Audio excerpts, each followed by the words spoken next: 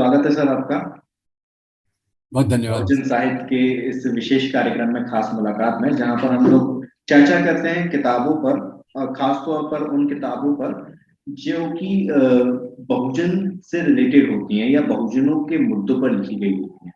आपकी एक अभी बहुत ही जरूरी किताब आई है, अंबेडकर और हिंदुत्व राजनीति। इस पर हम चर्चा करेंगे। इससे पहले मैं आप सभी, मेरे सभी दर्शकों को राब्ता करा दूं। आज हम जिनसे बात करने वाले हैं वो वैसे तो किसी पहचान के मोहताज नहीं है। राम पुनियानी जी अपने सांप्रदायिक सौहार्द को बढ़ाने के लिए काम करते हैं, सामाजिक कार्यकर्ता हैं, और centre for studies and society and secularism in Mumbai में शायद ये कार्यरत थे पहले, या अभी भी हैं सर? मैं कंफर्म करना चाहूंगा। अभी भी अभी अभी भी, भी है। अभी भी हैं। हाँ हाँ, मेरा परिचय तो ऐसा है। वैसे मैं आईआईटी में था पहले, जी। और वहाँ मैं प्रोफेसर था एक दूसरे विषय का, इसका जी। नहीं। जी। हाँ, ह्यूमैनिटीज में नहीं था। और ये जो समाज में मानव अधिकारों के लिए काम करना, ये मेरे लिए एक बहुत महत्वपूर्ण चीज़ थी।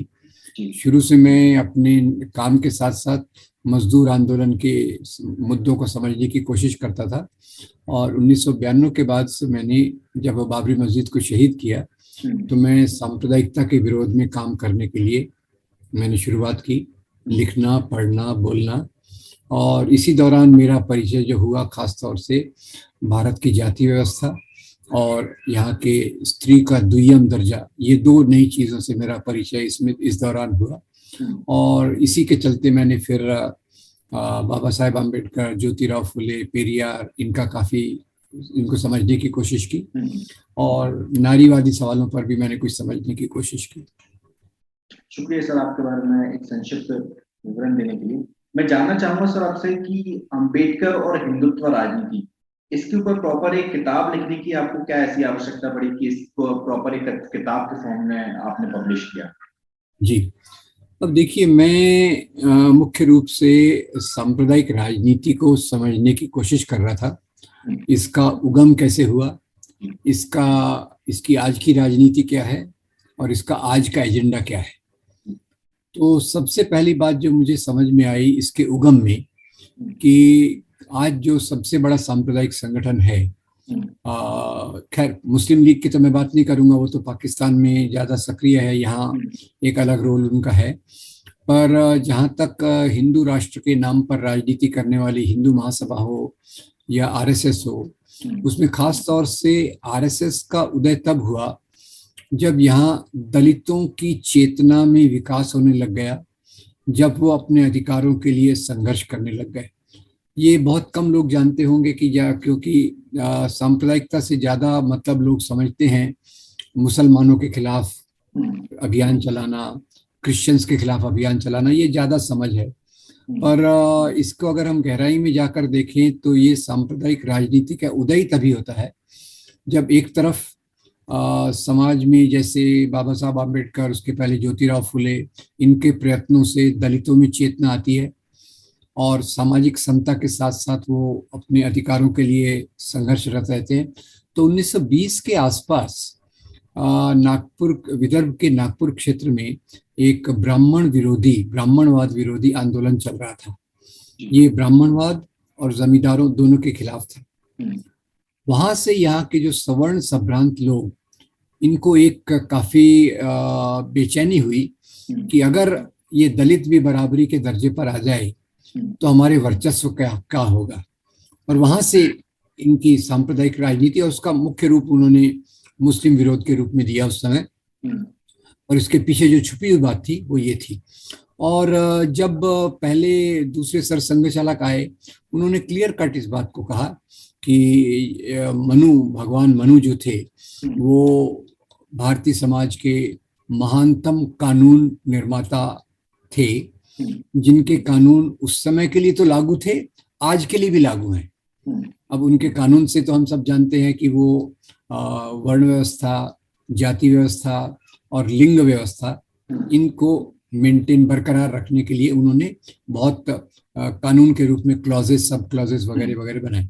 और दूसरी बात मुझे ये समझ में आई कि जब ये बाबा साहब आम्बेडकर को उस समय अटल बिहारी वाजपेयी इनकी प्रशंसा करना चाहते थे, तो प्रशंसा भी उन्होंने किन किन शब्दों में की, ये भी बड़ी मजेदार है। उन्होंने कहा कि अंबेडकर तो आधुनिक समाज के मनु हैं।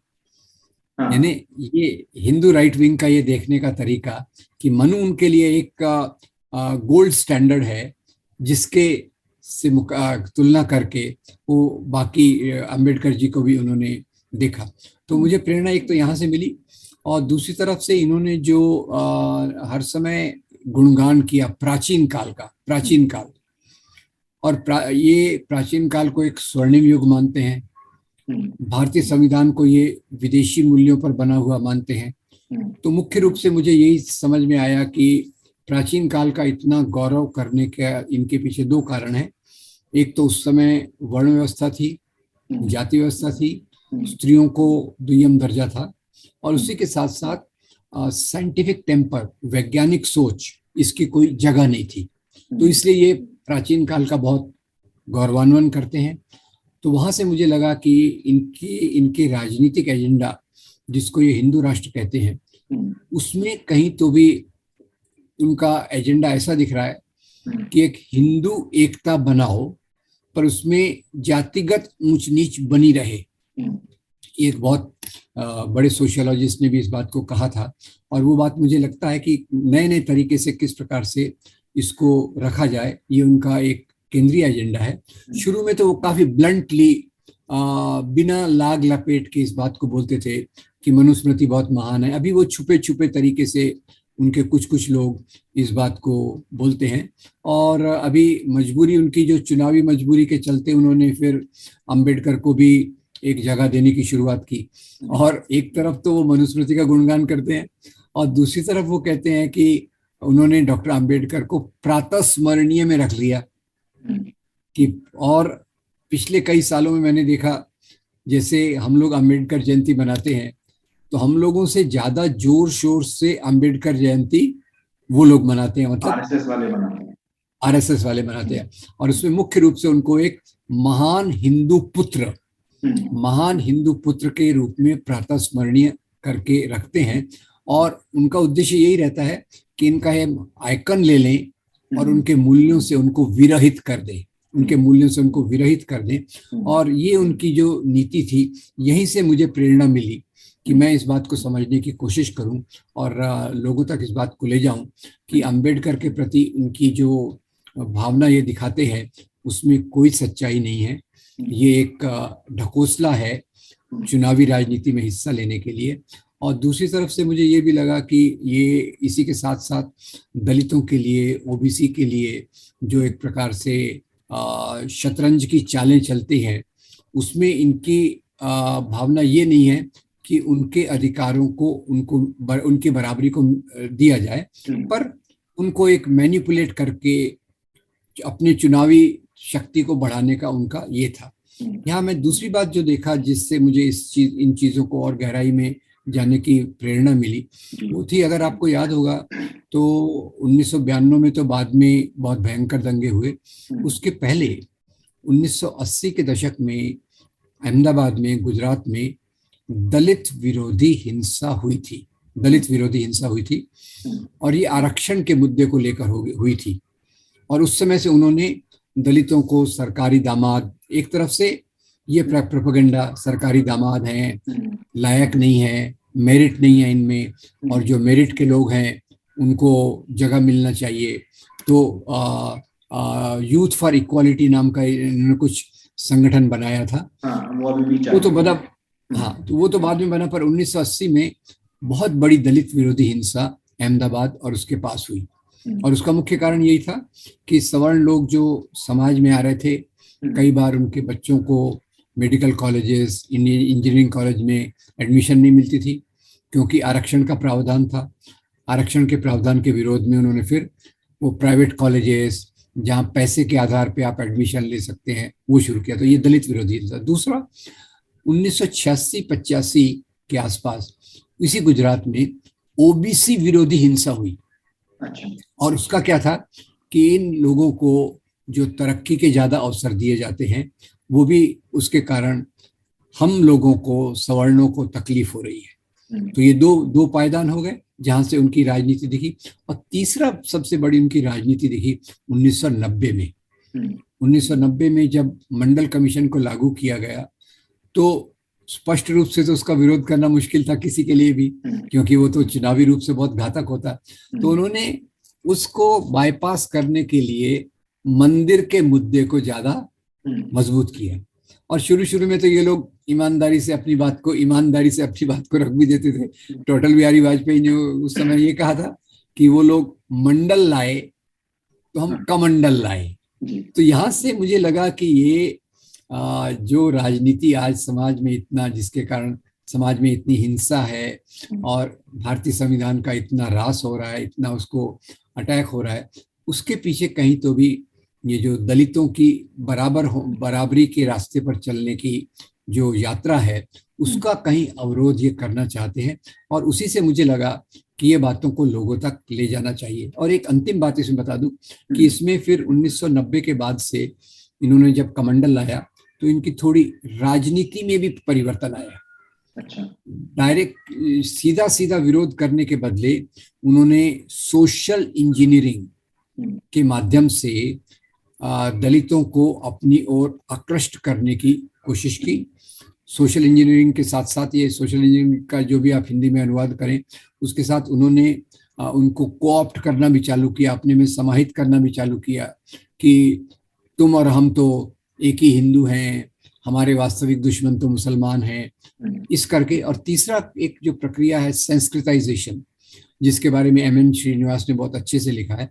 संस्कृताइजेशन का मतलब ये कि भाई जब दलितों को, ओबीसी को लगता है कि ये सवर्ण लोग हमारे बीच आ रहे हैं तो उन्हें खुद को एक गौरव की भावना का एहसास होता है। तो ये तीन प्रक्रियाओं से उन्होंने इस बात को मजबूती से सामने लाने की कोशिश की। और तो इसलिए मुझे लगा कि ये जो अंतर्विरोध है, एक तरफ उनके राजनीतिक एजेंडा का और दूसरी तरफ वो किस प्रकार से उसकी अभिव्यक्ति करते हैं और शतरंज की चालें किस प्रकार से चलते हैं, तो उसके कारण मुझे लगा कि इस चीज को सामने लाना जरूरी है। शुक्रिया सर आपका। मेरा अगला सवाल आपसे है, आपके आपकी किताब में पेज नंबर 8 पर आपने मनुस्मृति को पवित्र पुस्तक के रूप में संबोधित किया है। तो जहां तक मैं समझ रहा हूँ कि आपने दूसरे जो राइट विंगर्स हैं उनके हिसाब से इसे पवित्र पुस्तक लिखा है, या आप खुद भी इसे पवित्र पुस्तक मानते हैं? देखिए, मुझे तो पवित्र पुस्तक मानने का कोई सवाल ही नहीं उठता। और ये कि भाई कई बार जो आप जब विवाद में उतरते हैं तो आप जो आपका अपोनेंट है उसकी भाषा को उसके रूप में रखने की कोशिश करते हैं, ताकि उस चीज पर उसका ऑब्जेक्शन न हो कि आपने इसको पवित्र नहीं कहा और ये नहीं कहा। पर सवाल तो ये है कि उसके मूल्यों को लेकर जो मैंने आगे उसकी चीर फाड़ की है वो ज्यादा जरूरी है। पवित्र पुस्तक उनके हिसाब से है। वो तो एक्चुअली सर मैंने किताब पढ़ी है तो मुझे समझ में आ गया, लेकिन ये चीज मैंने इसलिए आपसे क्लियर कर दी क्योंकि आज की डेट में क्या होता है कि एक लाइन उठाता है कोई भी व्यक्ति और उस एक लाइन को कोट कर देता है कि फलाने व्यक्ति ने ये कहा था। इसी तरह एक एग्जांपल अगर हम लेते हैं, डॉक्टर अम्बेडकर अपनी किताब में लिखते हैं कि मुझे संस्कृत का बहुत ज्यादा ज्ञान नहीं है, हालांकि उसके ऊपर और उसके नीचे उस पैरा में बहुत सारी चीजें लिखी गई हैं, लेकिन उस पर कोई ध्यान नहीं देता, लेकिन वो केवल एक लाइन उठा के कोट कर दी जाती है। इस तरह हम देखते हैं कि व्हाट्सएप यूनिवर्सिटीज में किस तरीके से सारी चीजें घूमती हैं। इसमें आपने डॉक्टर अंबेडकर के साथ साथ गांधी का जो हिंदू धर्म है उसके ऊपर भी आपने बात की है, और आपने कहा है कि जो हिंदू और हिंदुत्व के बीच जो एक आपने लाइन खींचने की कोशिश की है, उसको आप अगर थोड़ा समझा पाए तो ज्यादा अच्छा रहेगा कि आपकी वो समझ में क्या है। देखिए, मेरी समझ में ये है और कि आज जिसको एक तो हिंदू धर्म समझा जाता है उसको बाबा साहब खुद कहते हैं अपनी एक प्रस्तावना में कि जिसको हिंदू धर्म के रूप में प्रस्तुत किया जाता है वो वास्तव में ब्राह्मणवाद है। वास्तव में वो ब्राह्मणवाद है, एक जिसको मैं गहरे रूप से मानता हूँ। पर दूसरा ये भी है कि इसी हिंदू धर्म की परंपरा में नाथ, तंत्र, भक्ति, शैव, सिद्धांत, ये सब परंपराएं भी आती हैं, और ये परंपराएं मनुस्मृति और ब्राह्मणवाद के विरोध में खड़ी हैं। तो हिंदू धर्म को वास्तविक रूप से समझना हो तो एक है ब्राह्मणवादी परंपरा और एक है श्रमणवादी परंपरा। ब्राह्मणवादी परंपरा यानी जन्म जात ऊंच नीच, जाति की और लिंग की, और श्रमणवादी परंपरा जिसमें मैंने कहा नाथ तंत्र भक्ति शैव सिद्धांत, उसमें इन ब्राह्मणवादी मूल्यों से अलग एक बराबरी की बात की जाती है। यहाँ एक बात और भी जोड़ दूं कि श्रमणवाद में भी दो भाग हैं।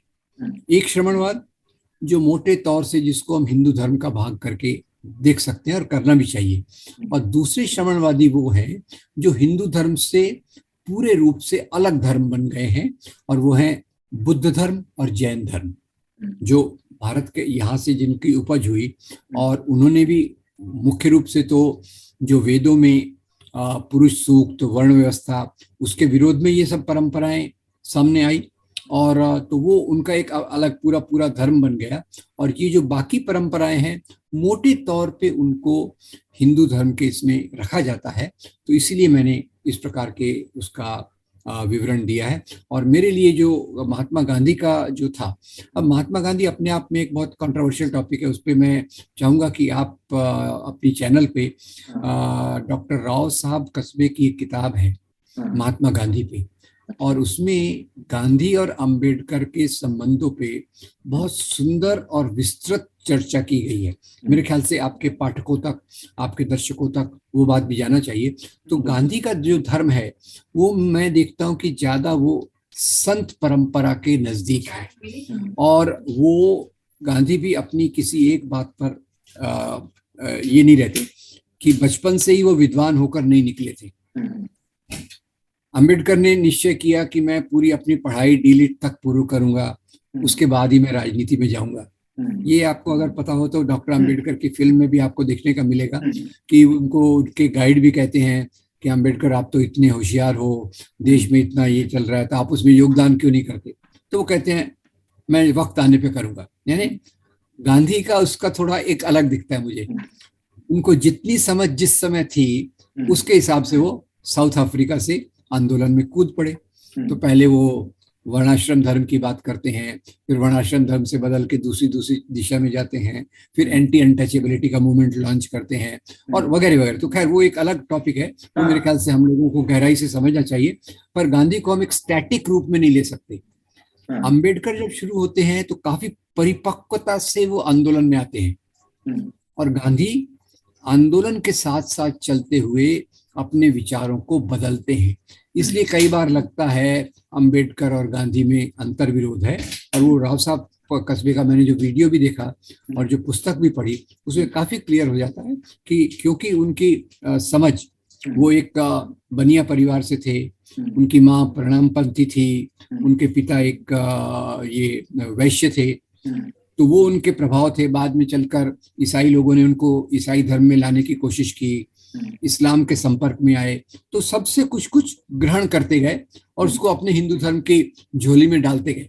क्योंकि संतों की परंपरा, जैसे हम संत कबीर को भी देखें तो संतों की तो मुख्य परंपरा आज मेरे ख्याल से रैदास जयंती है, और आज ही अगर हम रैदास को भी याद करें तो इस प्रकार के जो संत हुए हैं उन्होंने इसके धर्म के मर्म को लेकर अपनी बात को आगे रखा है। तो गांधी ने भी एक मोटे तौर पे उनका जो हिंदू धर्म है, गांधी का जो परिपक्व हिंदू धर्म को मैं देखता हूँ वो संत परंपरा के काफी नजदीक है। और दूसरी बात यह है कि गांधी की एक थोड़ी मजबूरी थी, जैसे अंबेडकर की कोई मजबूरी नहीं थी। विचारों में वो आकाश छूते थे, आंदोलन में वो आकाश छूते थे, इसमें उन्होंने किसी प्रकार की सीमा नहीं रखी। गांधी की थोड़ी एक सीमा थी कि उनका जो लिबर्टी इक्वालिटी फ्रेटर्निटी का जो पार्ट है उस पर उनका ज्यादा जोर था, और वो आज़ादी के आंदोलन में अपर कास्ट और दूसरी कास्ट के लोगों को भी बराबरी से जोड़ना चाहते थे। उनका एक उद्देश्य था ब्रिटिश सत्ता को, ब्रिटिश हुकूमत को यहाँ से भगाना, और वो इस बात में स्पष्ट थे कि अगर पूरे भारत के लोगों में एकता नहीं होगी तो हम अंग्रेजों को यहाँ से भगाने में सफल नहीं होंगे। तो इसलिए कई बार उनकी भाषा में उस प्रकार का कॉम्प्रोमाइज दिखता है जो बाद में समय के साथ साथ उसको वो ओवरकम करते हैं। पर जहाँ तक अंबेडकर का सवाल है वो तो पूरी स्पष्टता से, जिसको मैं कहूँगा 100% ईमानदारी से दलितों के अधिकारों के बारे में, वर्ण व्यवस्था के विरोध में वो शुरू से ही खड़े रहते हैं और उस बात पर वो अडिग रहते हैं। मतलब आप ये कहना चाहते हैं डॉक्टर अंबेडकर जब आंदोलनरत होते हैं तो उनका विजन पहले से क्लियर था कि उन्हें वेरी क्या क्लियर। करना है और कहाँ से शुरुआत करनी है। वहीं पर जब हम महात्मा गांधी की बात करते हैं, मिस्टर गांधी की बात करते हैं, तो वो साउथ अफ्रीका के में जो भी उन्होंने आंदोलन किया तो वहां पर उनके अंदर उतनी परिपक्वता नहीं थी और वो सीधे आंदोलन में कूद पड़े और वहां से फिर वो सीखते सीखते सीखते आगे बढ़ते हैं। हालांकि लेकिन मैं यहाँ पर एक चीज, दो चीजें मैं ऐड करना चाहूंगा। आपने कहा कि हिंदू धर्म में से बौद्ध धर्म और जैन धर्म निकला। हालांकि मैं जैन मैंने धर्म नहीं कहा। नहीं सॉरी नहीं सॉरी, था, मैंने तो ऐसा नहीं, मैंने नहीं मैं कहा। गलत समझा। देखिए, मैं देखिए फिर से क्लियर कर दूं हाँ कि हिंदू धर्म कहीं एक प्रॉफिट से नहीं निकला। हाँ जो यहाँ परंपराएं प्रचलित थी हाँ उनको मिलाकर हिंदू धर्म एड्रेस किया गया 1839 के बाद। हाँ और उसमें ब्राह्मणवादी परंपरा और हाँ श्रमणवादी परंपरा। हाँ अब श्रमणवाद श्रमणवाद जो है उसके दो भाग हैं। हम्म, एक भाग हिंदू धर्म के कैटेगरी में आता है और दूसरा भाग स्वतंत्र धर्म है। हाँ हिंदू धर्म में कौन सा आता है? नाथ, तंत्र, भक्ति, शैव, सिद्धांत।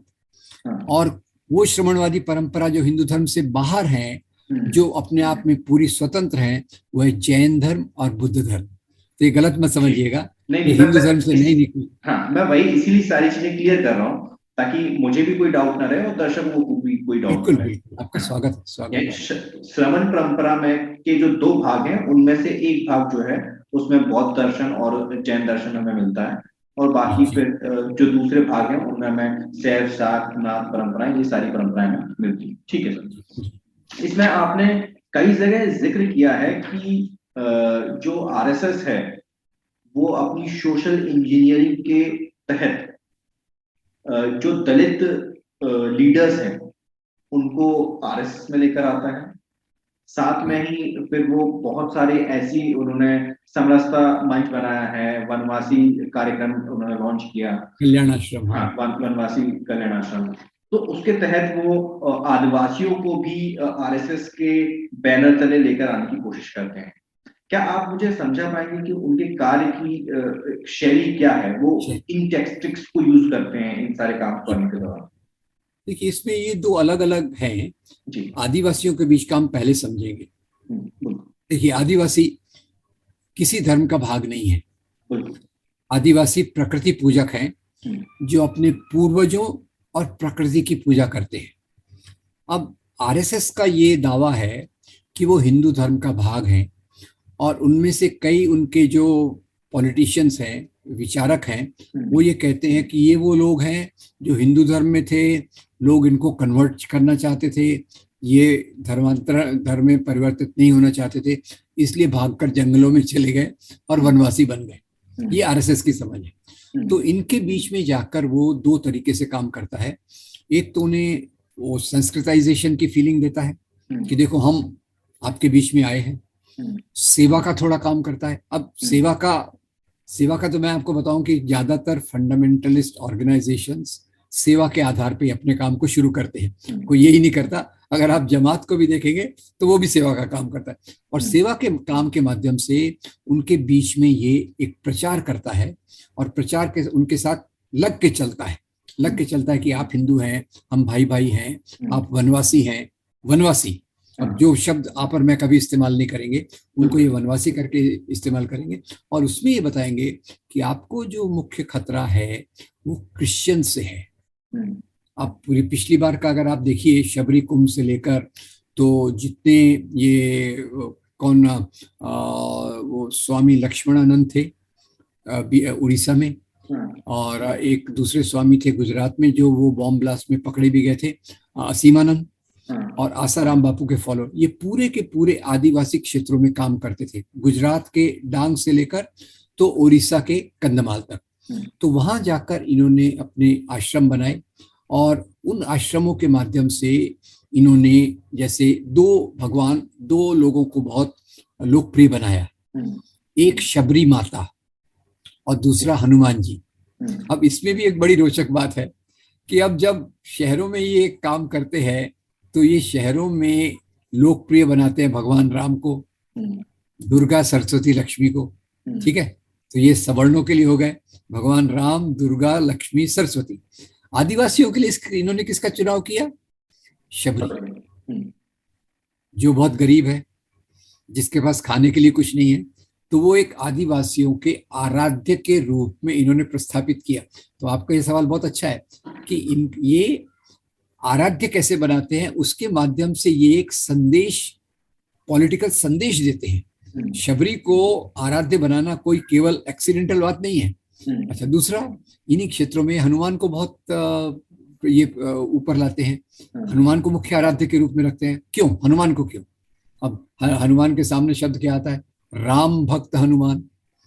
और हनुमान जी की छाती भी चीर के देखिए, प्लास्टिक सर्जरी करके, तो अंदर भगवान राम बैठे हैं। ठीक है, तो ये अब वहां उन्होंने भगवान राम को उस रूप में प्रस्थापित नहीं किया, वहां उन्होंने हनुमान को किया, शबरी को किया। और उसी के साथ साथ बीच के जमाने में, मेरे ख्याल से 2005 से लेके 2010 तक बहुत सारे शबरी कुंभ किए। उसमें एक तो क्रिश्चियन मिशनरीज पर अटैक, क्रिश्चियन मिशनरीज को एक विलेन बनाना, और कई आदिवासियों को हिंदू धर्म के फोल्ड में लाना। अब ये इनकी दुविधा तो रहती है कि उनको पूरा हिंदू बनाओगे तो आप कौन सी जाति में रखोगे वगैरह वगैरह, वो एक अलग बात है। पर आदिवासियों में काम करने का तरीका इनका सांस्कृतिक माध्यम से, कल्चरल तरीके से एक है। दूसरा, लगातार, क्योंकि इनके कार्यकर्ता बहुत हैं, वो उनकी एक सबसे बड़ी स्ट्रेंथ है। हजारों प्रचारक हैं, प्रचारक जो इनका ऊंची कैटेगरी आती है, जो इनके प्रोफेसर के रूप में प्रचारक लोग जाके वहां काम करते हैं।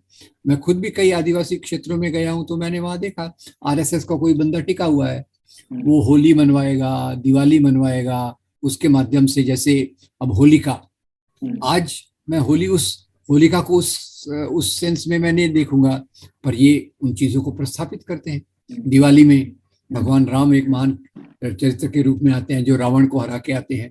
अब मेरा रावण और शूर्पणखा और भगवान राम और सीता को देखने का नजरिया एक अलग हो जाएगा, पर वो इस नजरिए को आदिवासियों में स्थापित करते हैं। तो ये हो गया उनके दिमाग में किस प्रकार के विचार डालना, और मुख्य रूप से ये बताना कि आप हिंदू हैं। और दूसरा, उनके बीच में थोड़ा सेवा, थोड़ा मेल जोल, और कभी भी किसी समाज की एकता लाने के लिए एक दुश्मन को खड़ा करना पड़ता है, और ये दुश्मन खड़ा करते हैं क्रिश्चियन मिशनरीज में। अगर आपने ख्याल किया होगा तो 1999 से लेकर 2008 तक बहुत क्रिश्चियन विरोधी हिंसा हुई, और उसके बाद अभी भी सब रडार जिसको अंग्रेजी में कहते हैं, छिटपुट लगातार चलने वाली हिंसा। और उसका संबंध ईसाई धर्म से नहीं है, उसका धर्म है आदिवासियों को हिंदुत्व की फोल्ड में लाने का। तो ये एक आदिवासियों के बीच में। और दलितों के बीच में, जैसे आपने बताया, सामाजिक समरसता मंच, तो उन्होंने बीच में 4 किताबें लिखी, हिंदू डैश जाति, ऐसी 4 किताबें आई, मैं आज नाम भूल गया। इसमें है शायद उसका वाल्मीकि जाति है, चर्मकार जाति है, और इसमें आपने दिया हुआ है, मेंशन किया हुआ है, मैं अभी नाम भूल गया। 4 जातियों का आपने जिक्र कराया। तो उसमें भी क्या है कि उन जातियों का गौरवान्वन, और बीच में अपने प्रधानमंत्री ने एक किताब लिखी थी वाल्मीकि पर, उसमें वाल्मीकि का जिक्र था। और अगर आपको याद हो, कर्मयोगी, उसमें उन्होंने कहा था कि ये विश्वास करना असंभव है कि ये लोग अपनी जीविका के लिए इस प्रकार का काम करते हैं। ये काम करने में उनको आध्यात्मिक सुख मिलता है, जो हिंदू धर्म की परंपरा से जुड़ा हुआ है। तो दलितों के बीच में ये एक तरीका है जहां उनको ये समरसता मंच के माध्यम से लाते हैं। और दलितों में तो बहुत प्रकार है। दूसरा, अभी लेटेस्ट, पहले आपको बता दूं, एक सुहेल देव का नाम आपने सुना होगा, सुहेल देव और गाजी मियां, शायद इसमें उल्लेख नहीं है इस किताब में। सुहेल देव एक्सप्रेस भी चलती है, और गाजी मियां सुहेल देव, ये 2 ऐतिहासिक चरित्र हो गए। तो उसमें वो सुहेल देव को एक एक दलित जाति के रूप में के गौरवमयी राजा के रूप में प्रस्तुत करते हैं। गौरवमयी राजा, बिहार और यूपी साइड ये इस तरह का कुछ। करेक्ट। और उसी के साथ साथ वो बताते हैं कि ये इतने महान थे कि एक बार गाजी मियां एक हिंदू राजकुमारी को लेकर घोड़े पर जा रहे थे, तो उन्होंने उसका मुकाबला किया, उसको खत्म किया, वगैरह वगैरह, क्योंकि वहाँ गाजी मियाँ की दरगाह है, सभी लोग आते हैं, दरगाहों पे सभी लोग आते हैं। तो एक तीर से दो शिकार, एक तो मुसलमानों के खिलाफ नफरत और दूसरा आदिवासियों को अपने साथ जोड़ना। आदिवासियों को जोड़ने का तीसरा तरीका जो है, इनके कुछ जो नेता हैं उनको लालच से, प्रलोभन से अपनी तरफ लेना। जैसे रामदास आठवले होंगे, उदित राज बीच में गए और वापस आ गए, बाद में टिकट नहीं मिला तो फिर वापस आ गए। वो रामविलास पासवान, तो हमारे मित्र जो भी जेल में हैं भीमा कोरेगांव केस में, आनंद तेल तुमड़े, उन्होंने बहुत अच्छा लिखा कि ये लोग आरएसएस के हनुमान हैं। और वो रामविलास के बेटे चिराग पासवान ने ये बात कही कि मैं तो मोदी जी का हनुमान हूँ। ठीक है, उसने खुद ही कन्फेस कर दिया। तो ये उनका इतना इंडोक्ट्रिनेशन करते हैं कि आप भाई भाई एक ही समाज, पर हम बड़े तुम छोटे। तो ये तीसरा तरीका है। और चौथा, जैसे उनको कोऑप्ट करना, ये बड़े दुख के साथ कहना पड़ता है कि इनके बीच में जाकर वो सबसे पहला काम जो शुरू करते हैं वो धार्मिक त्योहार जिनमें ब्राह्मणवादी संदेश है। कई जगह पे दलित बस्तियों में जाके गणेशोत्सव, गणेश का फेस्टिवल चालू करते हैं और उससे जुड़ी जुड़ी सब बातें, क्योंकि लोगों को तो कुछ चाहिए, ये उसको फंड करते हैं शुरू में, बाद में लोगों की परंपराओं के रूप में विकसित हो जाता है। तो सोशल इंजीनियरिंग, कोऑप्शन, लीडर्स को खरीदना और उनके ऐसे आइकन्स को खड़े करना, तो ऐसे बहुत सारे तरीकों से इन्होंने आदिवासी, एक तो आदिवासी पहले और दूसरा दलित क्षेत्रों में इस प्रकार का काम किया है। और उसमें अंबेडकर का फोटो रख देंगे और बात करेंगे मनुस्मृति के मूल्यों की अप्रत्यक्ष रूप से। इसमें सर आप शायद एक पॉइंट मिस कर गए, जहां ये सारे काम नहीं चलते वहां ये लोग ब्लैकमेल भी कर लेते हैं। खैर वो खैर पैसे का जोर तो है, पैसे का जोर भी है, वो भी मैंने नहीं मेंशन किया। जहां राजी नहीं आते कोई, तो वहां गैर राजी लेकर आते हैं, फिर बोलते हैं ऐसे नहीं तो ऐसे। क्योंकि जब तक 2014 के बाद तो हम ये देखते हैं कि जैसे अभी यूपी में चुनाव हुए, स्टार्ट होने से पहले ही वहां पे कई सारे लोगों के यहाँ, मायावती जी के भाई के यहाँ रेड पड़ी, अखिलेश यादव जी के यहाँ रेड पड़ी, उनके रिश्तेदार के यहाँ। ऐसे हम देखते हैं पंजाब में जो सीएम है वहां के, उनके साले साहब के, हाँ चन्नी जी के साले साहब के यहाँ रेड पड़ी। तो जहाँ मतलब इनका एक ये हथकंडा है कि जहां और जैसे भी हम बस अपना काम निकालना है, चाहे हमें कुछ भी करना पड़े। साम दाम दंड भेद जो कहावत है कि अपना काम निकालने के लिए आपको जो रास्ता इख्तियार करना है, आप रास्ता इख्तियार करें। इसमें आपने गोलवलकर के ऊपर भी कुछ चीजें मेंशन की हैं, क्या आप उनके बारे में थोड़ा सा डिस्क्राइब में बता पाएंगे कि वो मनुस्मृति को किस तरीके से पूर्ण करते हैं? और देखिए, गोलवलकर जब शुरू में आए तो उस समय ये कोई चुनावी प्रक्रिया को सपोर्ट करना उनका कोई उद्देश्य नहीं था। जैसे अभी आरएसएस का परिपक्व भी हो गया, परिपक्व इन्हें निगेटिव है, रास्ते में चलते चलते वो परिपक्व भी हो गया है कि अपनी भाषा को बोलना और उसको संभाल के बोलना। गोलवलकर के समय वही कोई कंपल्शन नहीं था, तो खुलेआम बोलते हैं। वो खासतौर से दलितों के बारे में जो, वो तो ये भी कहते हैं कि वर्ण व्यवस्था के कारण हिंदू समाज को स्थिरता मिली और इस वर्ण व्यवस्था ने हिंदू समाज को मजबूत किया। ये ख्याल कीजिए, वो आज इस प्रकार की बात कोई आरएसएस का कार्यकर्ता नहीं आज वर्ण व्यवस्था के बारे में इसमें इस प्रकार की बात नहीं करेगा। पर वो उन्होंने क्लियर कट कहा कि वर्ण व्यवस्था ही हिंदू समाज की पहचान है, हिंदू समाज की मजबूती है। और फिर जैसे मैंने कहा कि मनु को वो भगवान के रूप में उद्देशित करते हैं और कहते हैं उनके बनाए हुए नियम तो हर समय के लिए लागू रहना चाहिए, केवल उस समय ही नहीं और आज के लिए भी। ये गोलवलकर ने शुरू में रखा। और अंत में एक जो बात कई लोग ख्याल नहीं करते, वो ये है कि नस्ल, अच्छी नस्ल कैसे हो। तो वो बताते हैं कि अच्छी नस्ल पैदा करने के लिए हिंदू औरतें अपना पहला बच्चा नंबूद्री ब्राह्मण से प्राप्त करती थी। अच्छा।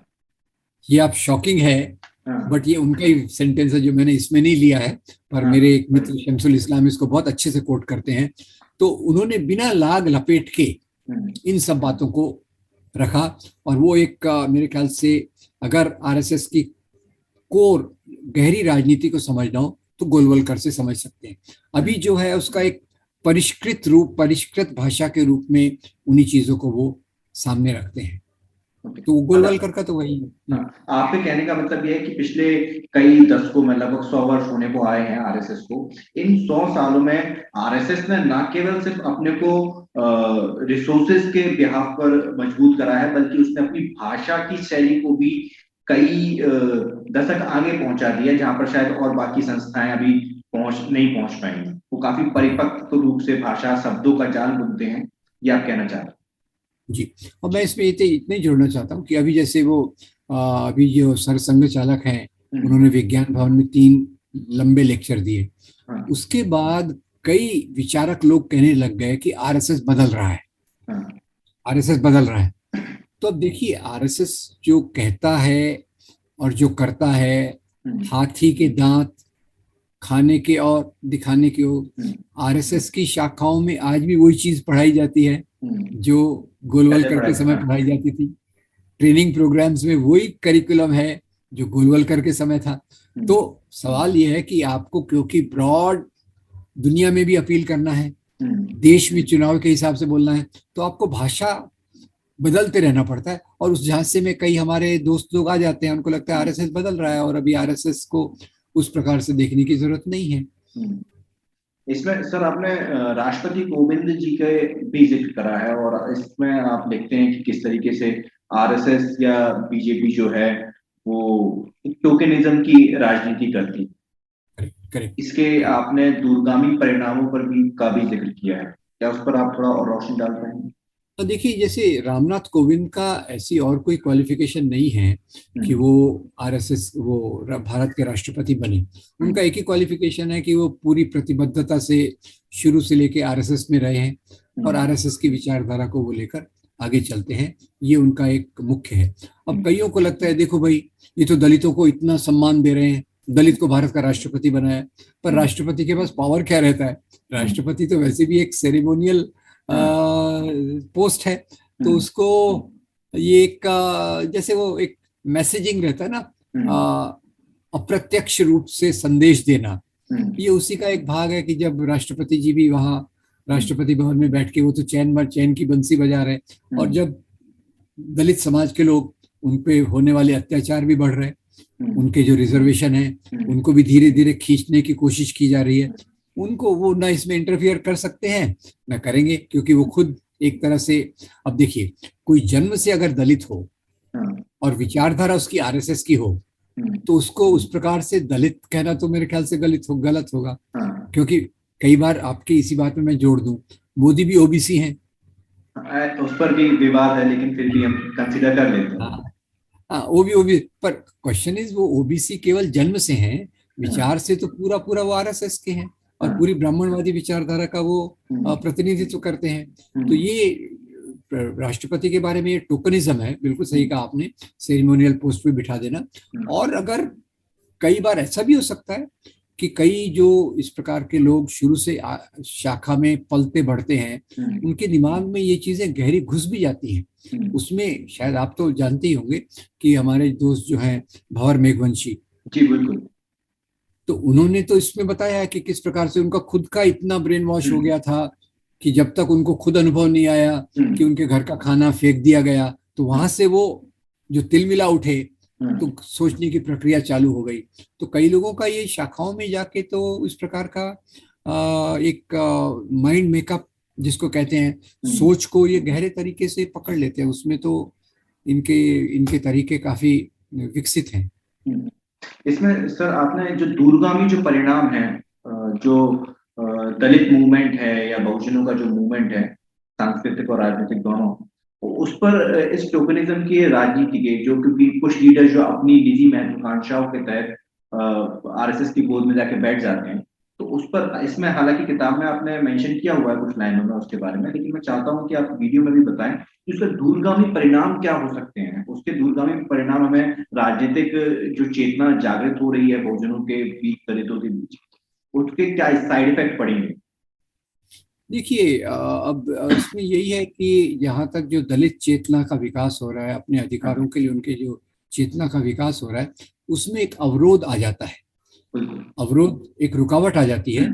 पर हो सकता है कि ये रुकावट टेम्पररी हो, क्षणिक हो, क्योंकि जैसे जैसे हम आगे जाते जा रहे हैं, आजकल मुझे लग रहा है कि दलितों के एक बड़े तबके को इस प्रकार की राजनीति से निराशा भी हो रही है, और उनकी जो, क्योंकि आर्थिक परिणाम बहुत खराब हैं और उनके ऊपर जो होने वाले अत्याचार हैं सवर्णों के, वो बढ़ रहे हैं। उनके रिजर्वेशन को धीरे धीरे कुरीद कर निकाला जा रहा है। जो पब्लिक सेक्टर दलित और ओबीसी के लिए एक बहुत बड़ा सहारा था, उस पब्लिक सेक्टर को ही दूर किया जा रहा है। तो इससे इस प्रकार की राजनीति से हो सकता है अस्थाई तौर पर कुछ परिणाम हो, पर आगे चलकर वो निकल जाएगा, ऐसा लगता है। क्योंकि आखिर में आप कितने लोगों को कब तक उनको इस प्रकार की गलत धारणाओं में रख सकते हैं। जीवन के हालात उनको फिर से खुद के समस्याओं के बारे में सोचने में मजबूर करेंगे।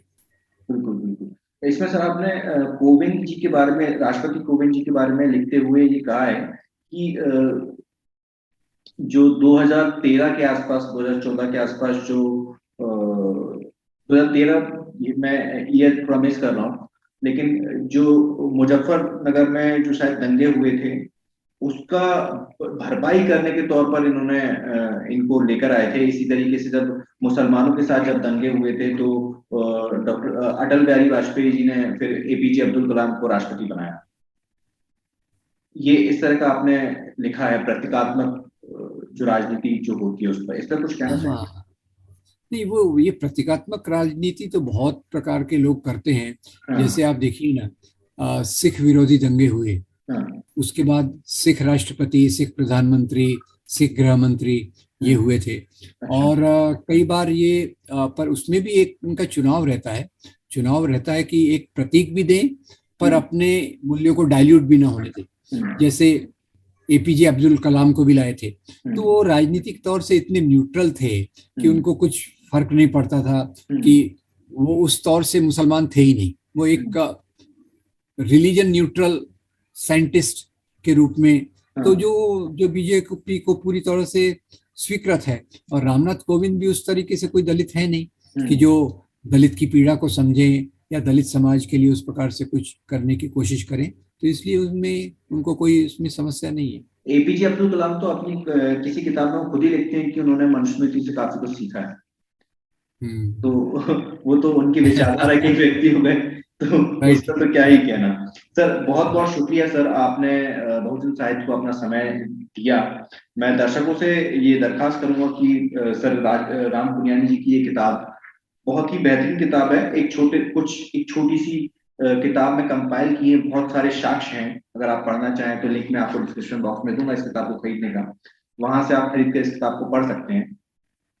आखिरी में सर आप कुछ अपनी तरफ से सांप्रदायिक राजनीति के ऊपर और जो जातिगत राजनीति है उसके ऊपर अगर आप कोई टिप्पणी करना चाहें तो बहुत अच्छा रहेगा। देखिए, ये सांप्रदायिक राजनीति जब कहते हैं लोग, तो मुख्य रूप से ये धार्मिक अल्पसंख्यकों के बारे में बात करते हैं। मेरी समझ ये है कि सांप्रदायिक राजनीति में ऊपरी दिखने वाला हिस्सा जो है स्पष्ट रूप से वो है धार्मिक अल्पसंख्यक, और जो नीचे छुपा हुआ बड़ा भाग है वो है दलित विरोधी और महिला विरोधी राजनीति। अब ये कई लोगों को आश्चर्य लगेगा, पर आप गहराई में जाके देखिए तो जैसे एक आइसबर्ग होता है, ऊपर कुछ दिखता है, नीचे कुछ और छुपा होता है। तो ये सांप्रदायिक राजनीति में ऊपर से जो विक्टिम्स हैं, बड़े विक्टिम्स हैं, रिलीजियस माइनॉरिटीज और क्रिश्चियंस, मुस्लिम्स और क्रिश्चियंस, पर नीचे अगर आप देखिए तो दलित अधिकार, आदिवासी अधिकार, महिला अधिकार, उसमें मजदूर और किसानों को मैं भी जोड़ लूंगा, उनके अधिकारों को किसी प्रकार से समाप्त करना ये उनका एक मुख्य उद्देश्य रहता है। इसीलिए हम लोग जो सामाजिक न्याय के बारे में बात करते हैं, हमको ये समझना चाहिए कि सामाजिक न्याय का सबसे बड़ा अगर कोई दुश्मन है तो वह सांप्रदायिक राजनीति। सांप्रदायिक राजनीति केवल मुसलमानों का ही दुश्मन नहीं है, हमारी सामाजिक बराबरी के भी खिलाफ ये एक बहुत बड़ा दुश्मन है। और महिला संगठनों से भी मैं अपील करता हूं कि आप इस राजनीति के खतरे को पहचानिए। यही वो राजनीति है जो गहरे रूप से आपको आपके अधिकारों की जड़ों को कुरेद रही है। तो ये तो एक बात। और दूसरी छोटी सी बात, छोटी सी बात यह है कि ये किताब अंग्रेजी में भी उपलब्ध है, हम्म, मराठी में भी उपलब्ध है, और मैं उम्मीद कर रहा हूँ कि पंजाबी में ये थोड़े दिन में आ जाएगी। अच्छा, ठीक है। बहुत बहुत शुक्रिया सर आपका। आपका जो आपने कहा आखिरी में सांप्रदायिक राजनीति के ऊपर, आपके कथन के अनुसार मैं ये समझ पा रहा हूँ कि सांप्रदायिक राजनीति का उभार जितना होगा उतना ही ज्यादा शोषण बढ़ेगा दलित, आदिवासी, पिछड़ा और धार्मिक अल्पसंख्यक इन सभी लोगों का, और इसमें महिलाएं भी शामिल हैं। सही समझ बिल्कुल रहा हूँ? बिल्कुल बिल्कुल बिल्कुल बिल्कुल ठीक है। बहुत बहुत शुक्रिया सर आपका। मैं कोशिश करूंगा कि आप लगातार इस मंच पर आएं, आपकी और भी कई किताबों के ऊपर हम बात करेंगे बहुत जल्दी।